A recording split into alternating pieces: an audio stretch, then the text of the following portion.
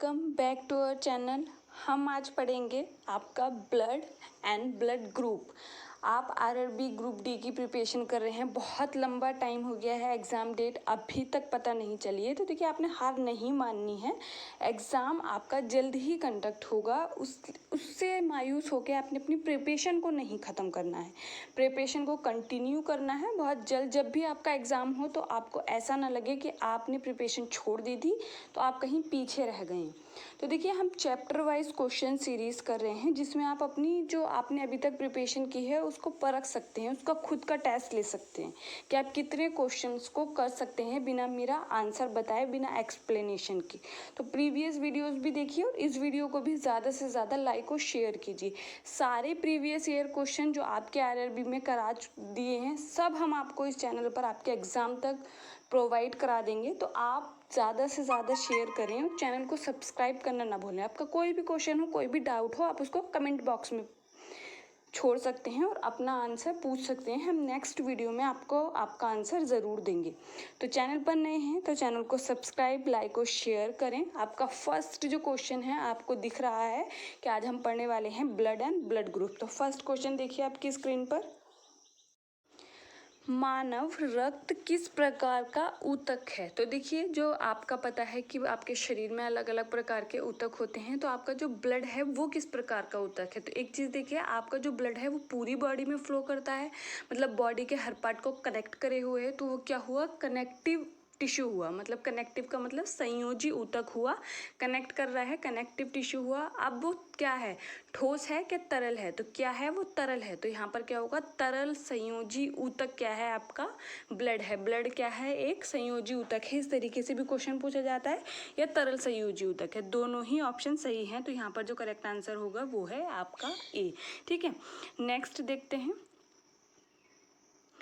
आपकी स्क्रीन पे देखिए, मानव शरीर में रक्त की कुल मात्रा जो होती है, रक्त की मात्रा कुल शरीर के वजन का कितना प्रतिशत होती है? देखिए अगर ब्लड की बात करते हैं हम यहाँ पर, तो मानव शरीर का जो ब्लड होता है उसकी टोटल 7% जो होता है आपके शरीर में ब्लड होता है।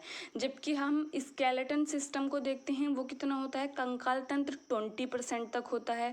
और आपके ब्रेन की बात करते हैं तो वो आपके वजन का कितना होता है? 2% होता है। तो यहाँ पर किसकी बात हो रही है? रक्त की बात हो रही है। अभी देखिए इन्हीं क्वेश्चन में आपका कंप्लीट हो जाएगा एकदम, बिल्कुल चैप्टर आपको लगेगा कि आपने अभी पढ़ा है। ठीक है, तो लास्ट तक बने रहिए, एक एक उसको अच्छे से देखिए। अब देखिए, मानव शरीर में रक्त की कुल शरीर के वजन का कितना प्रतिशत होता है? तो 7, ध्यान रखना है। फिर आगे बढ़ते हैं नेक्स्ट क्वेश्चन में। रक्त का पीएच बताना है। पीएच वैल्यू बहुत ज़्यादा पूछी जाती है सभी चीज़ों की, जो जो आपको मैंने आपको क्वेश्चन में करा रखे हैं। आपको एक लिंक मिलेगा, हमारे चैनल की कम्युनिटी पर जाएंगे तो आपको एक दूसरे चैनल का लिंक मिलेगा, वो भी मेरा ही है। आप वहाँ पर कंप्लीट क्वेश्चंस को देख सकते हैं, मतलब किसी भी आप रैंडमली कोई भी टॉपिक वहाँ पर आराम से पढ़ सकते हैं। ठीक है, रक्त का पीएच कितना होता है? तो ध्यान रखना है 7.4। 7.3 भी आपके ऑप्शन में आता है तो वो भी सही होता है। तो यहाँ पर जो होगा वो क्या है? 7.3 रक्त का पीएच। और हमें पता है कि पीएच स्केल पर जो 7 होता है वो तो उदासीन है, और 7 से ऊपर क्या है? क्षारीय, और 7 से नीचे जो वैल्यू होती है वो अम्लीय होती है। तो मतलब रक्त हमारा क्या है? क्षारीय होता है। ठीक है, ये भी ध्यान रखना है। नेक्स्ट 4 क्वेश्चन, मानव शरीर में औसतन कितने लीटर रक्त होता है? जो लीटर में बताना है, यहाँ पर आपको लीटर में आंसर देना है। तो देखिए 5 से 6 लीटर आपका रक्त होता है एक ह्यूमन में। अब ये वेरी करता है महिला और पुरुष में। महिलाओं में थोड़ा आधा लीटर जितना पुरुष का होता है उतना कम होता है, ये चीज़ भी ध्यान रखनी है। 5 से 6 लीटर ये वेरी करता है, और ये क्या है? औसतन वैल्यू है। और ये मानव आपका जो महिला होती हैं उनमें अलग है, और आपका जो पुरुष होते हैं उसमें अलग है। तो यहाँ पर जो करेक्ट आंसर है वो क्या है? सी है। नेक्स्ट, रक्त के अध्ययन को, अब रक्त की हम बात कर रहे हैं, रक्त पढ़ रहे हैं या ब्लड ग्रुप पढ़ेंगे। अब रक्त जो है आपका, ब्लड जो है, उसके अध्ययन को क्या कहते हैं? उसका अध्ययन भी तो किसी शाखा में किया जाता होगा विज्ञान की, तो उसको क्या बोलते हैं? हिमेटोलॉजी। एक चीज़ मैं आपको यहाँ पर बताती हूँ, टर्मिनोलॉजी। बायो में अगर आप टर्म का मीनिंग समझते हैं तो आप बहुत अच्छे से अपने क्वेश्चन को कर सकते हैं। देखिए हीमो का मतलब हमें क्या पता है? ब्लड होता है, हीमोग्लोबिन भी होता है, और हम हीमोपोरेसिस, हीमोपोइसिस ये सब भी पढ़ते हैं। तो हिमेटोलॉजी किसका अध्ययन है? आपका ब्लड का अध्ययन है। अच्छा, आर्किनोलॉजी किसका अध्ययन है? बता चुकी हूँ मैं प्रीवियस वीडियो में। पोमोलॉजी, वर्गी की, ये सब कुछ डिटेल में बता रखा है। अब जाके चैनल पर जाइए, चैप्टर वाइज क्वेश्चन में देखिए और आपको जनरल साइंस के जो क्वेश्चन है वो वीडियो भी देखनी है, तो वहाँ पर पता चलेगा। तो रक्त के अध्ययन को क्या बोलते हैं? हीमेटोलॉजी बोलते हैं, ध्यान रखना है। अब नेक्स्ट देखते हैं, रक्त के निर्माण की प्रक्रिया को क्या कहते हैं? जो रक्त है उसके निर्माण की प्रक्रिया को क्या कहा जाता है? हेमेटोलॉजी तो कहेंगे नहीं, अभी हमने पढ़ लिया कि क्या है हेमेटोलॉजी, अध्ययन है उसका। हिमेटोपोइसिस या फिर हिपेरिन या फिर विटामिनोलॉजी। देखिए विटामिनोलॉजी आपको पता चल रहा है, ये भी कैंसिल हो जाएगा। विटामिन के अध्ययन को बोलते हैं। हिपेरिन क्या है? देखिए आपके शरीर के बाहर ब्लड, अगर आपको कहीं चोट लगी है, बाहर निकल रहा है, तो उसका रक्त का थक्का जम जाता है। अब देखते हैं जिसको आप आम नॉर्मल लैंग्वेज में खुरंट हिंदी में ऐसा बोलते हैं शब्द, कि वो जम गया, वो एक जाल सा बन जाता है, मतलब थक्का जम गया रक्त का। तो उसमें सहायक होते हैं कुछ आयन भी आपके शामिल है, जैसे कैल्शियम आयन, आपका विटामिन भी शामिल है। आपके शरीर में जो पूरी एक प्रणाली 13 फैक्टर मिलके उस पर काम करते हैं, तो वो अलग है। लेकिन आप एक चीज़ भी तो सोचिए, आपके शरीर के अंदर रक्त का थक्का क्यों नहीं जम रहा है? तो वो किसके कारण नहीं होता है? हिपेरिन के कारण नहीं होता है। और हिपेरिन कौन बनाता है? आपका यकृत बनाता है। तो यहाँ पर जो क्वेश्चन है वो है आपका, रक्त के निर्माण की प्रक्रिया को क्या कहते हैं? क्या कहते हैं? हीमेटोपोइसिस। अच्छा, रक्त का निर्माण होता कहाँ है ये बताना है।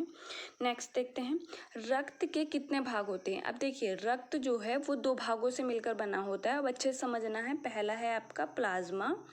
प्लाज्मा जो है ब्लड का 55% होता है, मतलब 55% क्या होता है? आपका प्लाज्मा होता है। फिर आता है कॉर्पसेल। कॉर्पसेल्स जो हैं वो आपके 45% होते हैं, जिसमें आरबीसी, डब्ल्यूबीसी, ये सब प्लेटलेट्स उसमें आते हैं। वो ठोस आपके रक्त का ठोस पदार्थ है, जबकि प्लाज्मा जो है वो लिक्विड है।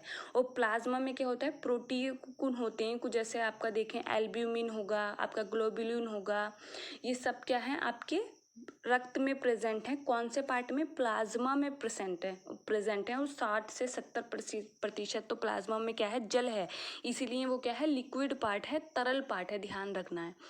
अब आपका रक्त के भाग यहाँ पर आपसे पूछे गए हैं, तो कितने भाग होते हैं? 2 होते हैं, प्लाज्मा और रक्त कणिकाएं। हम उनको रक्त कोशिकाएं नहीं कह सकते, क्योंकि वहाँ पर हम देखेंगे कि आरबीसी जो होती है उसके अंदर केंद्रक या दूसरे कोशिकांग नहीं होते, जबकि कोशिका के अंदर केंद्रक भी होगा और दूसरे कोशिकांग भी होते हैं। तो ध्यान रखना है, उनको क्या बोलते हैं? रक्त कणिकाएं बोलते हैं, जिसमें शामिल है आपका आरबीसी मतलब रेड ब्लड कॉर्पसेल, आपका डब्ल्यूबीसी वाइट ब्लड सेल्स, या फिर आपका प्लेटलेट्स। ठीक है। और आपका जो प्लाज्मा है वो क्या है? आपका लिक्विड पार्ट है। 60 से 80% इसमें क्या पाया जाता है? जल ही पाया जाता है। ठीक है। 92% तक भी आपको इसमें जल दिखेगा। तो अभी जब हम क्वेश्चन देखेंगे तब बात करेंगे आगे। तो कितने भाग होते हैं? 2 होते हैं, ठोस और तरल। ठोस पार्ट कौन सा होता है? आपका रक्त कणिकाएं। और आपका जो तरल पार्ट है वो कौन सा है? प्लाज्मा।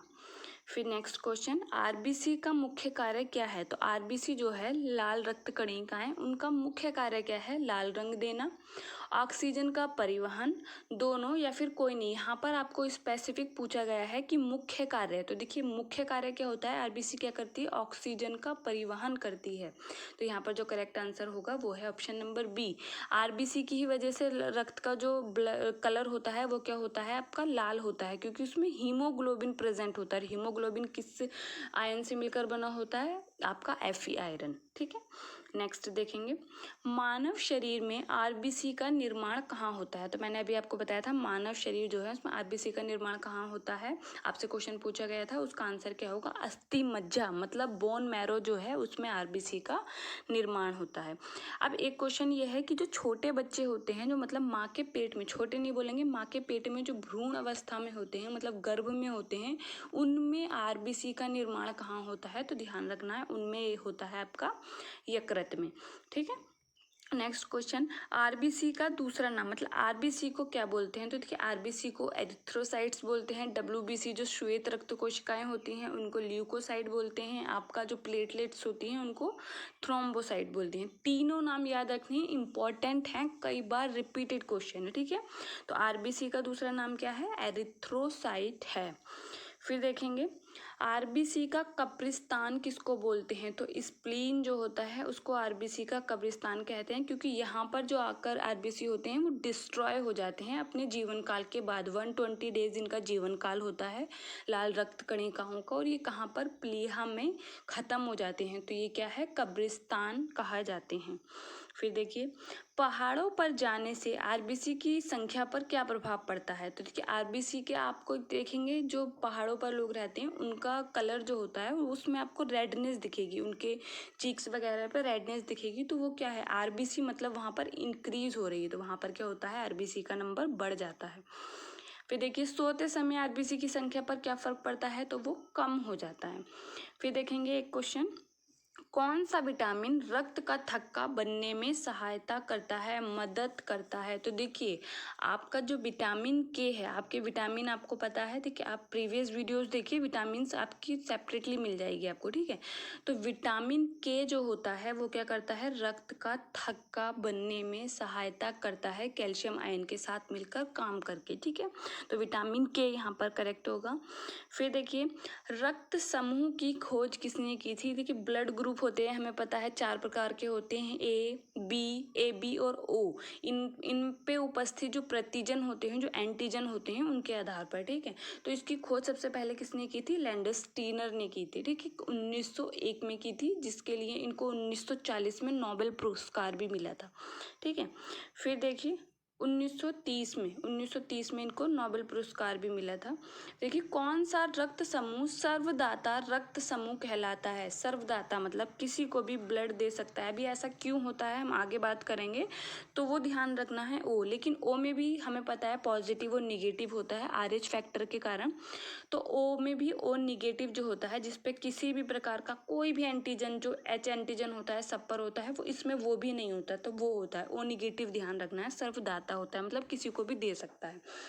अच्छा विश्व रक्तदान दिवस कब मनाया जाता है, ये भी क्वेश्चन है, तो कब मनाया जाता है, 14 जून को मनाया जाता है, ये भी ध्यान रखना है। फिर देखिए रक्त समूह सर्वदाता समूह कहलाता है क्योंकि इस पर कोई भी एंटीजन नहीं होता। ओ रक्त समूह, यहाँ पर ये थोड़ा सा, ओ रक्त समूह जो है वो सर्वदाता मतलब किसी को भी अपना ब्लड दे सकता है, जैसे ओ को भी, ए बी को भी और बी को भी, सभी को अपना ब्लड ग्रुप जो है ब्लड दान कर सकता है। तो वो किस लिए, क्योंकि इसके आरबीसी की सरफेस पर कोई भी एंटीजन प्रतिजन उपस्थित नहीं होते हैं, अभी आगे देखते हैं, ठीक है। फिर देखिए स्वस्थ मनुष्य का रक्तदाब कितना होता है, तो देखिए स्वस्थ मनुष्य का जो रक्तदाब होता है, ब्लड प्रेशर होता है, हमें पता है हार्ट हमारा ब्लड को पंप करता है, तभी क्या होता है, हमारा ब्लड प्रेशर निर्धारित होता है, ब्लड प्रेशर बनता है, क्योंकि वो प्रेशर से ही करेगा, तो कोई प्रेशर नहीं होगा वो कैसे पूरे शरीर में ब्लड को फ्लो कर सकता है। तो देखिए 120 और 100 mmHg में होता है। 120 क्या होता है, सिस्टोलिक प्रेशर है, और आपका 80 क्या है, डायस्टोलिक, मतलब जब आपका ब्लड संकुचित होगा तब वो प्रेशर क्या है 120, और जब आपका वो रिलैक्स करेगा वो क्या है 80। इसी तरीके से होता है 120 ऊपर 80 नीचे, ठीक है। तो ऑप्शन नंबर बी यहाँ पर करेक्ट है। नेक्स्ट आरबीसी की कमी से कौन सा रोग हो जाता है, तो देखिए आरबीसी की कमी से कौन सा रोग हो जाता है, इनेमिया मतलब रक्त की कमी हो जाती है, इसको क्या बोलते हैं, इनेमिया बोलते हैं। नेक्स्ट देखेंगे रक्त में आरबीसी डब्ल्यूबीसी का अनुपात कितना होता है, तो यहाँ पर अनुपात बताना है, तो वो कितना होता है 600:1, मतलब आपकी 600 आरबीसी पर 1 डब्ल्यूबीसी होनी चाहिए, तो यहाँ पर जो करेक्ट आंसर है वो है ऑप्शन ए। नेक्स्ट क्वेश्चन, हमें मतलब मैंने भी जो आपको बताया था कि रक्त के 2 भाग होते हैं, उसमें क्या होता है 45% क्या होता है आपका ब्लड कार्ब सेल्स हैं, उसमें भी अगर हम देखेंगे आरबीसी डब्ल्यूबीसी प्लेटलेट्स में 41% तो आपका आरबीसी ही होती है, तो ध्यान रखना है, ठीक है। तो देखिए मानव शरीर के किस अंग में रक्त नहीं पाया जाता है, तो देखिए हृदय में, तो हृदय तो पंप ही कर रहा है, फेफड़ों में भी होगा क्योंकि फेफड़ों से ही उसका ऑक्सीजनेटेड ब्लड आता है, फिर यकृत में भी होगा, यहाँ पर जो आँख का भाग है कॉर्निया उसमें ब्लड नहीं होता है, ठीक है। अच्छा जब आंखों का दान करते हैं तो आईज में जब डोनेट की जाती है तब कौन सा आपका यहाँ पर पार्ट डोनेट किया जाता है वो बताना है अपने।